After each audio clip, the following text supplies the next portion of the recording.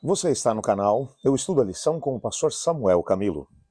Hoje é quinta-feira, dia 29 de agosto de 2024.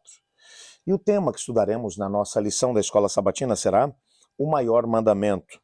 O texto que serve como base para o nosso estudo é, na verdade, Marcos capítulo 12, versos 28 a 34, que diz assim: Um dos mestres da lei aproximou-se e os ouviu discutindo. Notando que Jesus lhe dera uma boa resposta, perguntou-lhe: De todos os mandamentos, qual é o mais importante?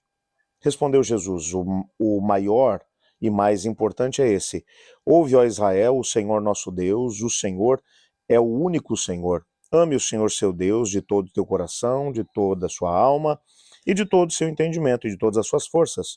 O segundo é esse: ame o seu próximo como a si mesmo. Não existe mandamento maior do que esses. Muito bem, mestre, disse o homem. Está certo ao que dizes, que Deus é o único e que não existe outro além dele. Amá-lo de todo o coração e todo o entendimento, todas as forças, e amar ao próximo como a si mesmo é mais importante do que todos os sacrifícios e ofertas. Vendo que ele tinha respondido sabiamente, Jesus lhe disse: Você não está longe do reino de Deus. Daí por diante, ninguém mais ousava lhe fazer perguntas. Bom, eu quero que você pare para poder pensar na cena que se criou.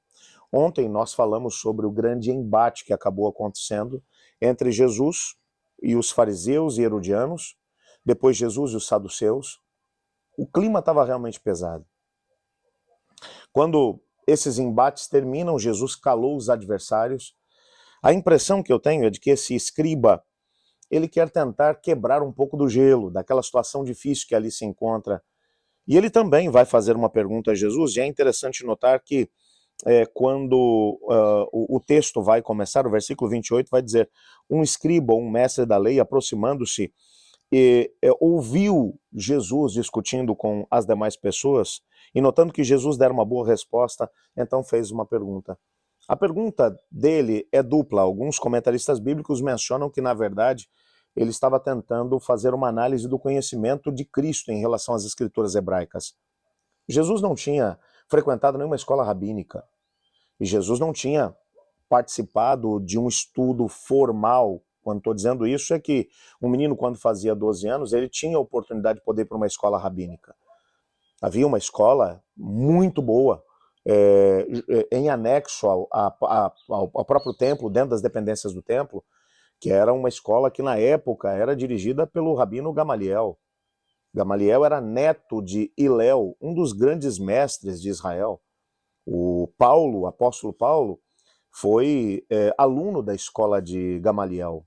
Um indivíduo, portanto, que tinha uma história em termos de educação formal dentro do judaísmo, que era uma coisa extraordinária. O que, aliás, fez dele um dos grandes nomes, apesar da pouca idade, de ter se tornado membro do Sinédrio, provavelmente muito cedo. Ele era um expoente. Alguns comentaristas bíblicos chegam a mencionar que provavelmente Paulo tivesse uma idade aproximada em relação à idade de Jesus, o que significa que quando Cristo Jesus esteve no templo e passou aqueles 2 dias na escola do templo, discutindo com professores, com os mestres da lei ali da escola, provavelmente um deles fosse Gamaliel, professor de Saulo de Tarso, que provavelmente era aluno daquela escola. Você percebe como que as coisas podem ter acontecido assim de uma forma a haver uma aproximação ainda nessa altura. Jesus com cerca de 12 anos, Saulo provavelmente também com isso, mas o fato é que Jesus ele não tinha tido a oportunidade de estar numa escola rabínica. É bem verdade que no livro das Atos das Nações, o que o texto deixa claro é que os líderes daquela mesma escola propuseram a José e Maria que o menino ficasse estudando ali, porque o conhecimento que ele tinha era muito grande.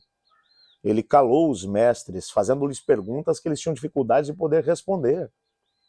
Então, nessa perspectiva, você percebe que alguns comentaristas vão dizer que como Cristo não tinha estudado com nenhum rabino de grande importância, talvez esse escriba possa ter feito a pergunta tentando experimentar o conhecimento de Jesus.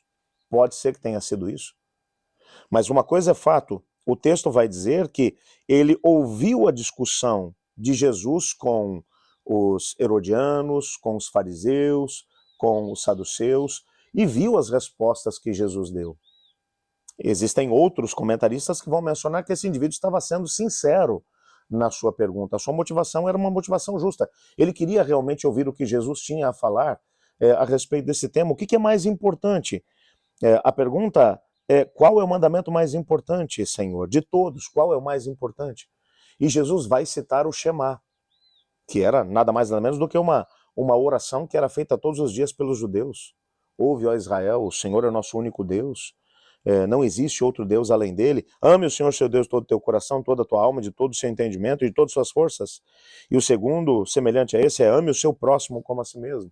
Jesus vai citar o Antigo Testamento, que na verdade esses dois mandamentos eram uma espécie de resumo das duas tábuas. Os mandamentos escritos pelo dedo de Deus haviam sido escritos em duas tábuas. Na primeira estavam contidos os primeiros 4 mandamentos, que dizem respeito ao amor a Deus. Na segunda tábua, o amor ao próximo. Todos os mandamentos que dizem respeito a isso. Então, o resumo seria: qual o maior mandamento? Amar a Deus sobre todas as coisas. E o segundo, semelhante a esse, amar o próximo como a si mesmo. Ele estava falando, Jesus estava citando a primeira tábua e a segunda tábua dos 10 mandamentos. O que era perfeitamente normal naquela época. E é interessante que o escriba, quando ele vai responder, ou quando ele vai reagir à resposta de Jesus, ele vai reagir de uma forma muito positiva. Ele vai dizer: realmente, mestre, o senhor tem razão quando fala a respeito disso. E Jesus vai olhar para ele, e eu gosto da forma como Jesus trabalha. Aquele indivíduo, se ele foi motivado por uma ação de tentar experimentar o conhecimento de Jesus, ou se ele foi sincero na sua pergunta, a resposta de Jesus foi tremenda. Jesus vai olhar para ele e vai dizer: você está tão perto do reino, você está tão perto de dar um passo em relação ao reino. Continue assim, mas talvez, eu imagino Jesus dizendo: dê um passo a mais. Uma coisa é fato: depois da morte e ressurreição de Jesus, houve uma grande quantidade de líderes religiosos do tempo de Cristo que acabaram aceitando o Senhor Jesus. Não é à toa que 2 fariseus, José de Arimateia e Nicodemos, é que vão se colocar à frente, vão até Pilatos pedir o corpo para ser enterrado, para ser sepultado. Os discípulos não tiveram essa coragem, mas eles foram. Eram 2 homens de grande importância, eram membros do Sinédrio. O próprio Gamaliel, em determinado momento, ele vai fazer algumas observações, colocando o grupo pensando a respeito daquilo que eles queriam fazer com as perseguições movidas a Jesus e seus discípulos. Ou seja, haviam pessoas que eram sinceras. Talvez esse possa ter sido um indivíduo que depois da ressurreição de Jesus também acabou por assumi-lo. Nós não conhecemos o desdobramento da história, mas uma coisa é fato: o amor de Cristo é o que nos motiva. É interessante aqui que eu realmente concordo com o autor da lição quando ele diz: o escriba foi honesto, viu a clareza e simplicidade da resposta de Jesus e a confirmou. Podemos imaginar o olhar de desconfiança dos outros líderes religiosos, uma vez que o escriba honesto disse que a resposta de Jesus era válida, algo que ninguém mais estava disposto a fazer. Jesus também o elogiou. Eu acho interessante isso. Todas as vezes que a palavra de Cristo chega ao nosso coração, nós somos confrontados com a ideia de podermos abrir o coração diante dele, de podermos assumi-lo como Senhor e Salvador, de assumi-lo, de deixar que ele seja Deus na nossa história, que ele seja mestre, que ele seja o Senhor absoluto. Esse indivíduo estava bem perto de poder fazer isso, mas ele foi além da maior parte das pessoas daquela época, dos líderes pelo menos que ali estavam. Os demais queriam pegar Jesus em alguma contradição. Ele estava disposto a dizer: o Senhor respondeu bem e de forma sábia.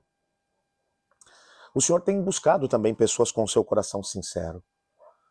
Nessa semana eu estou na igreja dos Campos Verdes, aqui na região de Alvorada, no Rio Grande do Sul. Tem sido realmente uma bênção poder estar junto com os meus irmãos, apesar do grande frio que está fazendo aqui, viu? Você olha aí para o lado, hoje a gente está com um dia bem claro, céu bem azul, mas não se engane, eu posso dizer a você, nesse momento, enquanto estou gravando essa lição, nós estamos aqui com 8 graus. Hoje pela manhã nós estivemos com 5 graus aqui, enquanto estou fazendo essa gravação. Mesmo com esse céu azul, temperaturas bem baixas. mas ao mesmo tempo, muita gente tem vindo, tem tomado decisões preciosas ao lado de Cristo. Aliás, até aproveito para poder te dizer que se você é daqui da região e quiser se aproximar ali, quiser estar conosco celebrando ali, estamos estudando sobre a história de Paulo durante toda essa semana. Mas eu queria olhar agora para você que está nesse momento estudando essa lição comigo e te desafiar a assumir Cristo Jesus na sua vida. Talvez hoje haja alguém que está aí do outro lado que tem se perguntado se vale a pena servir a Jesus, se vale a pena assumir um comprometimento com Ele. Eu quero dizer a você que o único lugar seguro onde podemos estar é nos braços do Senhor. Tenha coragem de assumi-lo em tua vida. Eu quero orar junto com você. Una-se a mim. Obrigado, Pai, por tua palavra e pela certeza que temos de que nos amas. Obrigado, Pai, por sabermos que podemos sempre contar contigo em cada momento da nossa vida. Ajuda-nos a permanecermos firmes no Senhor. Colocamos também diante do Senhor cada pedido que está no coração dos seus filhos, cada necessidade que cada um de nós tem, pedindo também que o Senhor nos purifique dos nossos pecados. Nesse momento só clamamos. Aceita-nos como estamos, pois é em nome de Jesus que oramos. Amém. Eu estudo a lição e você?